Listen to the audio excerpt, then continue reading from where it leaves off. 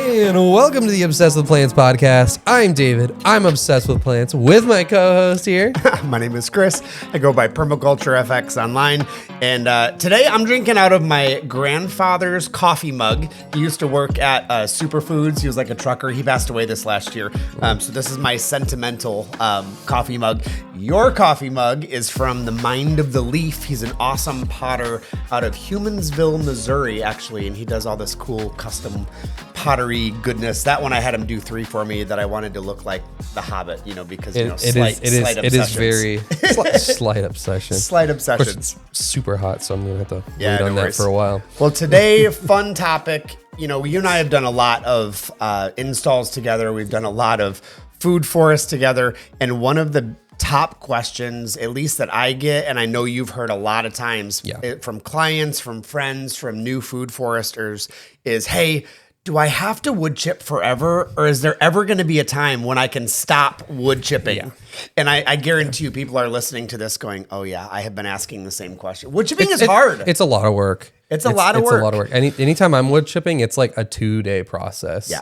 With equipment too. Yeah. And there's strategies to make it less, but man, it's a lot of work. It's a lot of work. But I think at the end of the day, the benefits outweigh the workload and the backache afterwards. I mean, I'm 44 years old and I feel it in the lower back. The way I look at it is, okay, well, which do I want to, be doing? Hurting my back occasionally with a wheelbarrow of mulch, or do I want to hurt my back bending over pulling weeds? 100%, 100%. I hate weeding. Because weeding's awful. I hate it. Some people think weed is it's in my zen. Like my mom, amazing weeder. So her thing is she'll have her tea in the morning and she has these fancy little Martha Stewart baskets that she carries around. And every morning in her prayer time and Devo time, she'll carry the basket around and she fills up the basket just one time with weeds, and she does a little bit every day. She's so disciplined, so disciplined. I did not get that gift. I am not that disciplined to weed every single day. I just can't, I can't either. My grandmother just fills up her golf cart with weeds every 2 weeks or something like that. She'll just fill the whole bed up, and that's a lot of weeds. I'm like, that's like an all-day thing. Yeah. No, I can't. I mean, I love my audiobooks. I love listening to podcasts when I'm outside. But weeding, I ain't doing that much. And in Florida, you get them stupid kamikaze fire ants that you sit down and all of a sudden it's 50 of them bite you at once. They all have this coordinated attack. It's crazy. Yeah. It's just crazy. You can't stand still in a spot and then, God forbid you don't have gloves on. Oh my gosh. Then your hands just itch and ache all day. Oh, it's bad. No. It's bad. But I think when we understand the why behind the wood chipping, and not just because a food forest person told you so, it begins to make a little more sense of okay, I see why this is actually happening. And when we step back outside of our yard, it makes way more sense. It doesn't make as much sense when you're looking at a suburban yard or an urban yard going, oh, there's grass and now my pretty wood chipped area. We don't realize the reasoning behind it is we're actually there to mimic nature. Well, and I feel like that image is easy to kind of lose nowadays, because a lot of times we mulch for aesthetics, not for function. And mulching isn't for aesthetics, although we've gotten used to the pretty aesthetic of mulch. That's not why we mulch. 100%. It has nothing to do with visuals. Oh no, it's we are mimicking nature. When you think about the woods in nature is cycling nutrients literally all the time. Every single day, a branch is falling, leaves are falling, animals are in there scratching, trampling down bushes. And they're cycling the nutrients again and again and again. So the woods are doing it naturally. Now in our yards, it's not the woods, so we have to find a new way to mimic nature. Because you can't have trees be falling in your backyard too. You gotta provide the same function while also getting the benefit. In most backyards, they're slightly different than the woods. Yeah, the look is different, the function is different. Well, at the end of the day, your garden needs to be accessible to you. I mean, it's not a garden at that point. That's just, wilds. Oh, totally. So you want to enjoy it and get to it. Yeah, and a lot of people have, the wilder areas of the yard. They have the neater areas of the yard. And I think for me personally, when I lived in suburbia in Kansas City, I love a yard that's like a mullet. I want business in the front and a party in the back. You know what I mean? Like I want there to be nice, neat wood chips, repeating lines, a formal design. Very aesthetically pleasing. Yes, when it's out front, when it's in the side yard, even for me, like my backyard around the back patio and around my deck, like in Kansas City, my deck looked down and everything was neat. There were more repeating patterns. As you go out back farther, it's a little more wild, a little more. Well, and you need it approachable to other people too. So you want you want to encourage people to get into gardening, and when they see your section where it's wildflowers and stuff, but they're all out of season and it just looks like weeds, and they're like, that doesn't look very good. And it's like, well, and not, you mean you want to get along with your neighbors, really, is what we're saying. Like, we want our neighbors to appreciate us and like us. I have these friends that live in Ocala that we were just at a couple weeks ago, the horse farm, and Jen and David are the total opposites. They have the Royal Grounds horse farm, a beautiful equestrian farm doing permaculture design, royalgroundsfarm.com if you guys are, wanting to look into it. And they're doing like the equine thing with the permaculture thing in mind. Now, Jen and her daughter, well, the whole family, they love the Lord of the Rings. So Jen wants her food forest to look like the Shire. She wants wildflowers. David is an incredible architect, like award-winning architect based out of Texas, and he wants formal design. He wants straight lines, wood chips. His olive orchard is absolutely stunning, and so it's like it has like an edge, an edge and a border. Yes. Yeah. So they on their farm, they've done well with they get both ends, and I think we can still have that in a suburban backyard or an urban backyard. And still respect our neighbors or our spouse and have those different elements of design. And wood chips do help us be able to do that, I feel like. Absolutely. Now, let's talk about a little bit that there are many different types of wood chips. Because I feel like when people say mulch or people say wood chips, the stereotype is the bark chips. You know what I mean? So talk a little bit about bark chips. Why do people do that, first of all? I mean, it just comes back down to that aesthetic mulching versus non-aesthetic. Bark's going to last a heck of a lot longer. It's slower to break down than, the wood, the twigs, the leaves, all that stuff. So that's generally what you see in like the and it's box uniform stores. Shape, uniform size. For the most part, you're getting even chunks and all that stuff, or, it's painted or so on and so forth. Oh. Don't get me started. the dyes in it. Why people dye their wood chips makes me crazy. And so I will say the nice thing about the bark mulch is that it's same size, same shape, same color, decomposes at the same time. But that decomposition at the same time can also be a drawback. So versus something like ramified wood chips, which you have big chips, you have little chips, you have leaves, you have sticks. It's what you'd get from a tree company or at a box store. It's like the Cypress No Float or whatever. Those are decomposing at different rates, the different sizes and shapes, because there's a different carbon content or there's leaves or sticks that have nitrogen in it. Those are going to create different fungal networks, different bacterial networks. And so you're getting more bang for your buck in the soil, but it's not the same look as if you're doing bark mulch, And I mean, you if you absolutely have to have the aesthetic, I mean, you could do both. You could do a nice layer of the, ramified where you have all the leaves and that stuff, and then put a layer of more aesthetic bark on top. I mean, you can do both. But I would say the downside of having it even is that because it's all decomposing at the exact same rate, it's not, mulch, when it breaks down, it takes up a little bit and then gives back even more. And if it's all the same size, well, it's taking up everything at the exact same time, evenly, locking it down evenly. And in some cases you can have at times where it just sucks everything up. And if it doesn't break down fast enough, it just takes and doesn't give back. And I think with if you see in like developments nowadays, especially like around Publix and stuff like that, they put those even bark chips and they plant these trees in these little islands between all the asphalt. Well, the sand that they planted in isn't nutrient dense. And then they throw this little bark chip stuff on top. Well, then any nutrients that was there, as little as there probably was, retied up, gets immediately soaked up, and then then it's dry. It doesn't hold in moisture.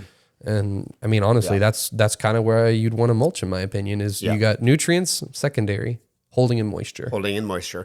And you did talk a little bit a second ago about the strategy of mulching. And there's a friend of mine living the bohemian dream on Instagram. And her and I have this ongoing joke, like in the food forest, is we like to do our chop and drop, but kind of hide it. And so like and she lives in a very suburban area down South Florida.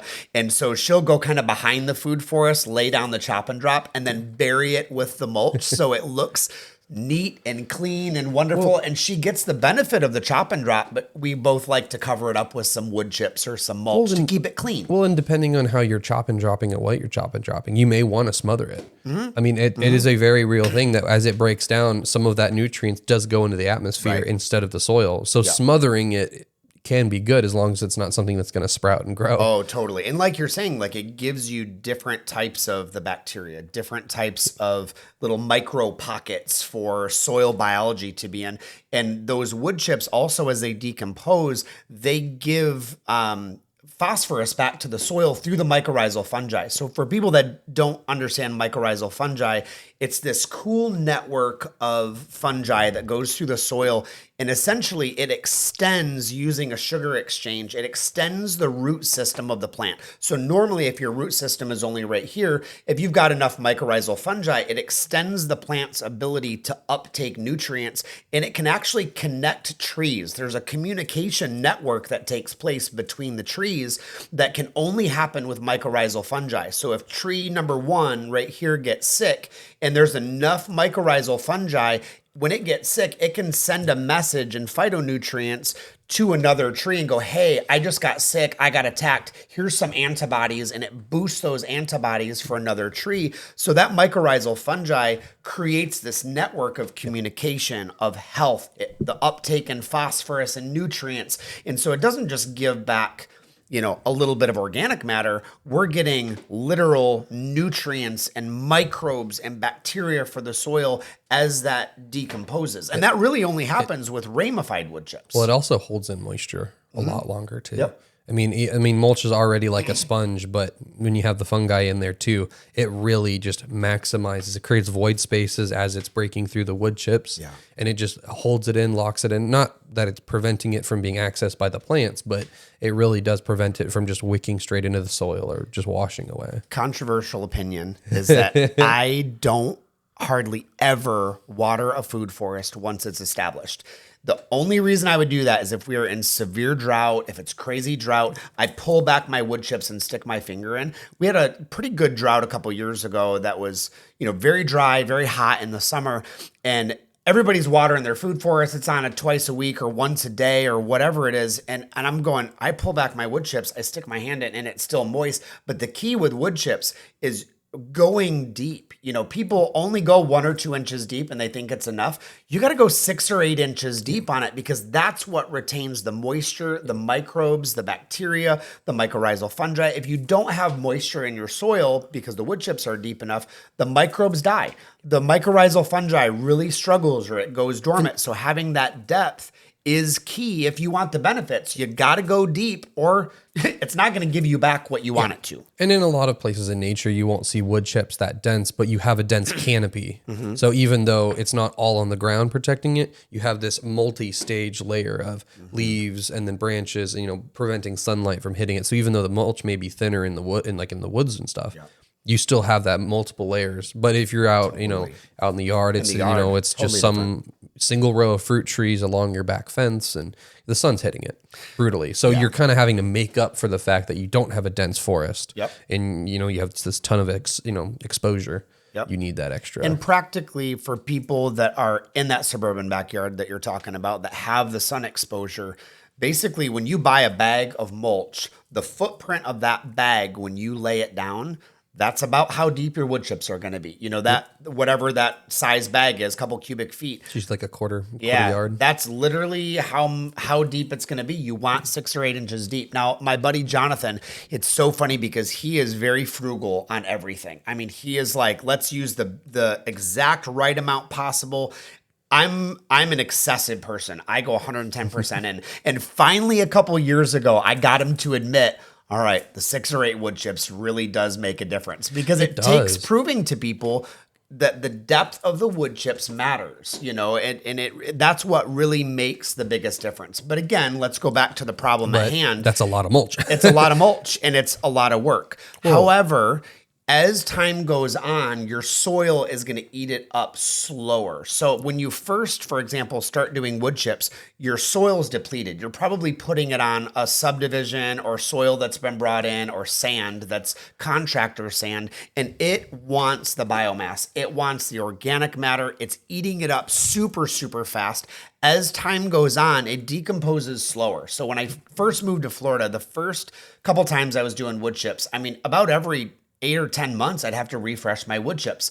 And that's a lot of work. Well, after a year, 2 years, 3 years, now I can go 18 months or 2 years before I have to refresh the wood chips because the soil has reached that saturation point where it doesn't have to eat it up quite as much. But to get it to that point does take attention. It takes cycling nutrients. It's worth it, but you got to get to that point to where you see the bang for the buck. Well, and we've talked about in previous episodes of like installing food forest, the pendulum swinging. You have that, at early stage of you'll have a violent swing of no life to a ton of life, and then back and forth. And that's kind of what you're going to get with that initial, burst of mulch is that suddenly there's now a new space for all this life to go. Well, everything's going to immediately explode, maximize their production and all that stuff. And practically, there's a couple ways, and we'll get into why people want to stop in a second. But in this process of I'm applying wood chips, I'm trying to get to that point in the pendulum swing. People can order it by bags. It's usually cheapest to get it by the pallet. You can buy it from a company like Reliable Pete in Okahumka is really good. And it's $400 to $700 for a bag of wood or a truckload of wood chips. And that's a fair price for ramified wood chips. You can get it from chipdrop.com and sign up for it. I would say people that don't get their wood chips fast enough from Chip Drop, they have not tipped enough. And that's what is the motivating factor for those drivers is the tip money. Probably, in my opinion, the best way to get wood chips is drive up when you're going down the road to a truck that's doing the wood chips and say, I got $50 cash. I'll give this to you if you bring it over to my house.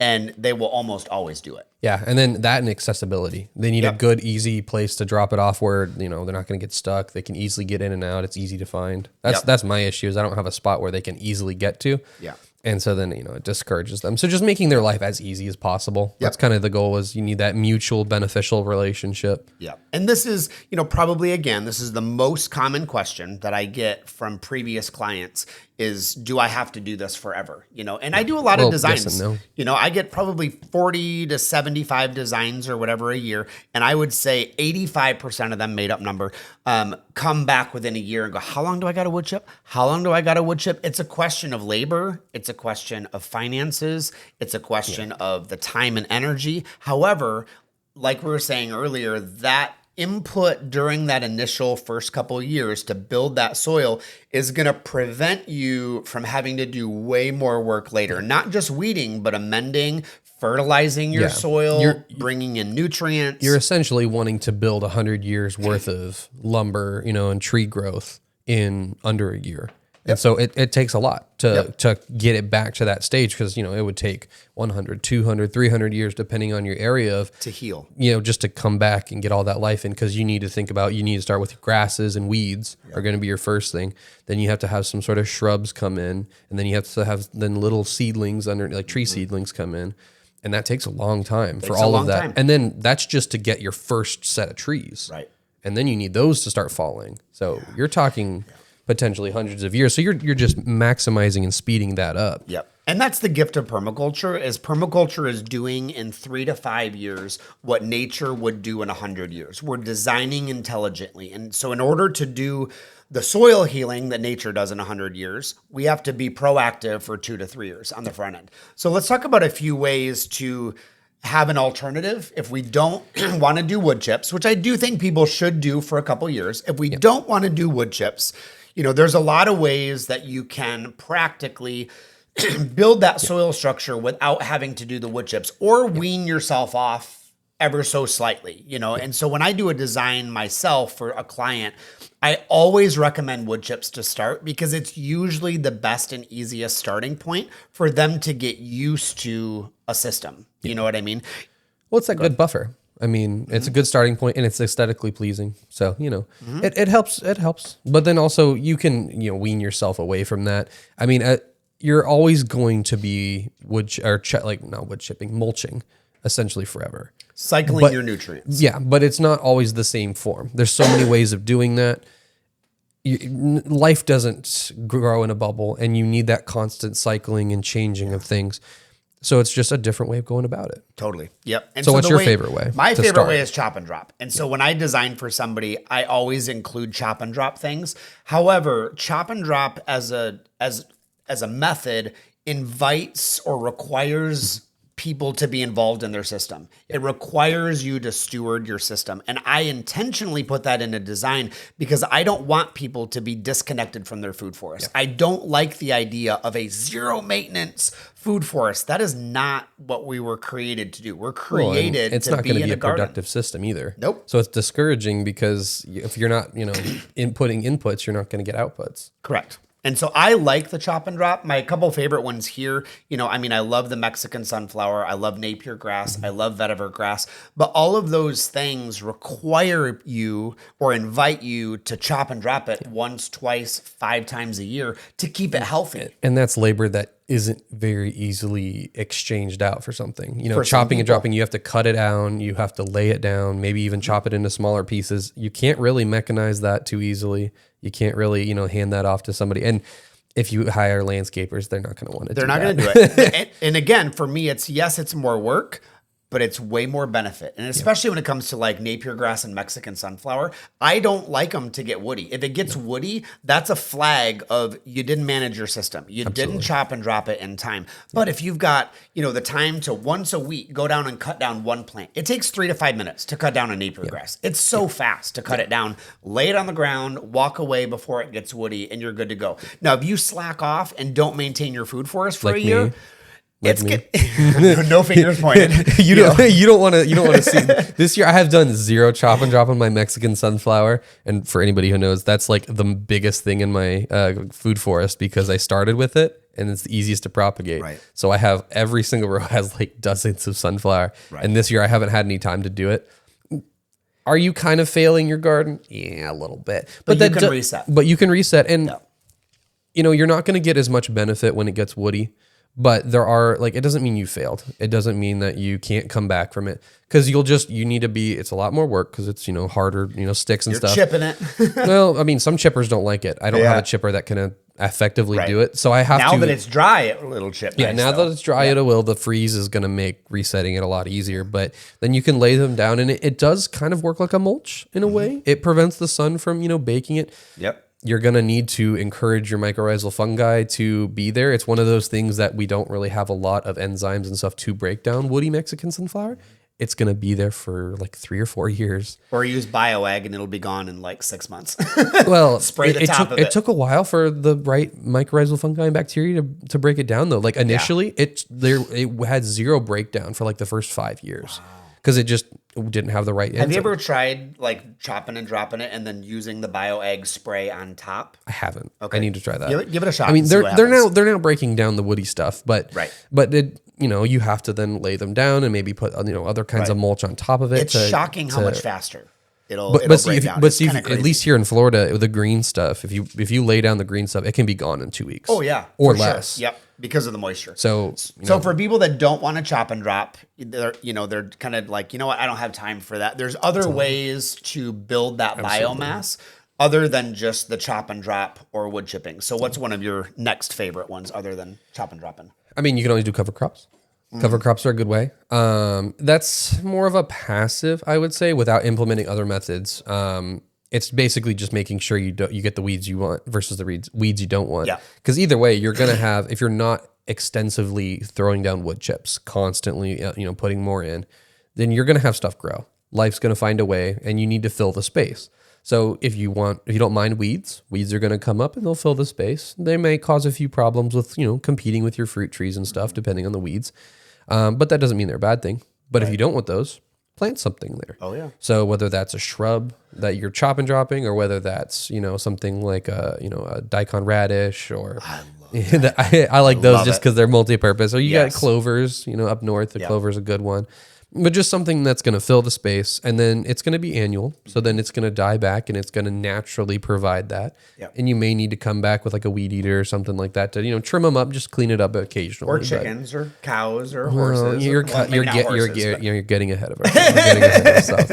So I like with the cover crop. I love Hancock Seed Company. Yep. They've got some really good pasture mixes. If you don't have Hancock Seed Company, on your list, even Tractor Supply has deer food plot mixes. I think it's called 7-card stud or something. Yeah. And it's got daikon, it's got purple top turnip, it's got rapeseed, it's got wheat, it's got rye, it's got clover. And I'll just go grab a $10, $20 bag of that stuff and just start throwing it around, lightly rake it in, and whatever comes up, comes up.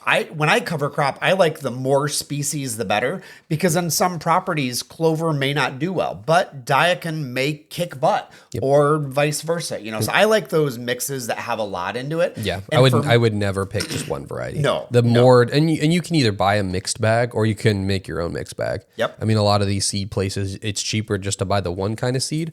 And if you're doing a decent sized area, then it's like, okay, we'll just buy a 10 or 20 pound bag of daikon, get a 10, 20 pound bag of clover, and just combine them all. And that's a little bit of way to kind of squeeze a little bit extra out. Chicory has been one of my new favorites because the leaves are edible. The root you can dry and make coffee out of. The flowers are like a bluish color, really pretty, and they pretty much grow anywhere. Like the side of the road, they'll basically grow. So aside from the cover cropping, I would say I would also consider wildflowers like a cover crop, and that's, to me, is also a good option. It's not an edible for humans necessarily, but great for wildlife, And so a lot of times if people are like, you know what, I'm done. I don't want to do the wood chipping anymore. I tried it. It's not for me. I'll say, great, let's go ahead and low till it or rake it by hand, with a garden rake, and then put in some wildflower seed, cover it up, and whatever grows, grows. It's not going to be neat and organized and clean. It's going to look like a wildflower prairie. But it is going to be beautiful. It's going to be a pollinator. It's going to be medicinal. It's going to provide natural habitat for quail, for bees, for butterflies, for moths, for small rodents, for whatever. My probably favorite company when I was in the Midwest was called Prairie Moon Nursery. What I liked about them is you can kind of go on their website and say, I'm full sun, I want it this high. You can add in the criteria, and it really gives you the seed mix that you should grow. And I love that. American Meadows is a good one for like the southern, and you can kind of tailor it for your state. I think wildflower mixes are an excellent idea.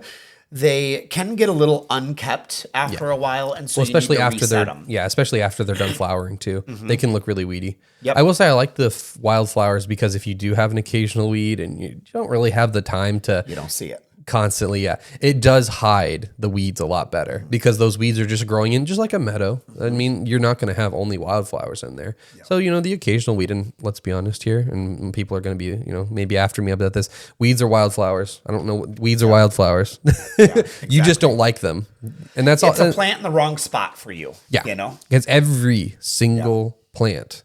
One of my is a weed if you don't like it. Oh yeah. My favorite plant in the Midwest, dandelion. People are like trying to get dandelion out of their yard. And I'm like, I want all the greens. I want all the flowers. I want all the roots. I'm tincturing it. Free snacks. I'm eating it. I'm putting the flowers on salads. And here, Biden's alba, good old Spanish needle, like every part of the plant. Super medicinal. Oh my gosh, it's amazing. I'm not hating on the weeds. I love me some good weeds. Yes, not that kind of weeds, but weed. Yeah, exactly. But I like wildflower weeds. I mean, depending on where you live, that's a weed too. That is a weed too. Yeah, exactly. And the nice thing with cover crops or wildflowers, there's benefit for human, there's benefit for the soil, there's benefit for nature, and potentially benefit for livestock as well. Yeah, absolutely. And then, getting into livestock, that's a good way to kind of cycle that nutrients. If you have, the wildflower mix, certain wildflowers aren't edible for things, but you could then rotate, something like ducks or chickens or cows or whatever. Yep. I love ducks personally just because they will trample everything. I know you don't like them because they're messy, but they don't tear up your gardens as much and you can just kind of run them through. Yeah. Alternatively, cattle, if you, have, just one or two cows that you have for the family, just to have your occasional beef, rotating them through is a good way. And chickens. And chickens. We're getting to chickens. And so even though they're technically providing manure, which we usually think more as a fertilizer, essentially every single type of wood chips, mulches, everything that we're talking about today is the exact same process, just a different route to get there. Yeah. Same thing nature's doing. We're just doing it a little faster. Well, a little faster in just a different way. I mean, their manure is just a, digested, plant fibers. So it's the same thing as what we're doing. We're just feeding it to enzymes in their gut rather than enzymes in their soil. Yep. I mean, it's all the same. So it's just running those through. You can get your, it's essentially mowing. Yep. Oh, exactly. And I had somebody, my neighbor actually a couple weeks back was like, do you have a compost pile? I feel like you should have a compost pile. And I was like, yeah, I do. It's my chickens. Yeah. Because I take all the weeds, I take vegetable scraps, I take whatever, and it all goes into the chicken coops. And I mean, it's the same thing, but you can eat it at the end. You can eat it. They turn it magically into eggs, And it's like these animals are composting machines. Yep. And that accomplishes the same goal as the wood chips. And this is what we're kind of saying all the way through this podcast is the goal is not wood chips. The goal is cycling your nutrients. It's chopping and dropping. It's animals eating and foraging. It's making whatever was above the soil go back into the soil. Come back up, go back down. In nature, you're never having just one process work at once. Whether that's your fungi, whether that's bacteria, whether that's worms, whether that's animals. All of those things are all providing the exact same thing. Cycle the nutrients. And so, if you don't want a wood chip anymore and you don't mind it being a little weedy, cool. Yep. You can just let the weeds grow, have some chickens come through later, and then just, take a weed eater and snip back anything that you don't like. Exactly. Or you can do like what Chris does, run the chickens through and throw seed behind them and, let that compost sprout up new things. Yep. There's so many ways to do it. And if you can't have animals because you live in somewhere, it is okay to mow. Mowing's the same thing. It's just using a machine versus an animal. And honestly, a mower for me is like an adult go-kart. I could literally just put on audiobooks all day long and just sit on the mower. I hate weed whacking, but sitting on the mower, I love it. And essentially mowing is chop and drop. I'm chopping it. I'm dropping it where it is. I never bag up leaves or sticks or grass and put it in a bag and send it to the road. Oh, no. I want those nutrients going back down into my soil, and so again, for people that are going, do I have to wood chip forever? No, but what you are going to be doing forever is you are going to be cycling your nutrients. You're taking what's above the ground, you're putting it back into the soil, which comes back up as a seed, and then you're chopping it and bringing it back into the soil. And that's a forever process. And if you really want to maximize it, you can do all of these at the same time. All of them at the same time. You start with your wood chips. That's your core that gets you started. It gets your plants off on a good foot. Then you have your chop and drop. You occasionally, a couple times a year, you chop, you drop it. You have your wildflowers growing alongside your chop and drop or your cover crops, either way. And then occasionally you just roll your animals through, and then anything they don't like to eat, then you come back through with a mower and just mow those things. That way you encourage, things that they want to eat, because that is the goal. And you just keep cycling that. Keep cycling. One after the other. Yep. And you can bring these all together. And somebody that does that, I feel like that is a connected person to their system. That's somebody that is stewarding their system. And that is the goal of a food forest or a garden. Absolutely. Is to be a steward and be connected. We were created, I believe, to be in the garden, capital G garden, and connected to creation and to the creator as a steward of that process. And so somebody that's connected, helping cycle those nutrients, that is the invitation we get to, be a part of. That's the process and the system we get to be a part of. And that's just encouraging the system to also be beneficial to you as well. The more inputs that you are willing to put in, that doesn't mean necessarily work, that doesn't necessarily mean money, but just being a part of your system makes it more beneficial for you. Absolutely. Well, my coffee is almost finished, so I want to say thanks for tuning in, for listening. If you want to take a couple seconds, do the social media thing for us. It helps you find a way back, but it also helps other people get connected to the right content. So thanks so much. The follows, the likes, the saves, all that stuff. All the stuff. Thanks again. We will see you in the next one. Later.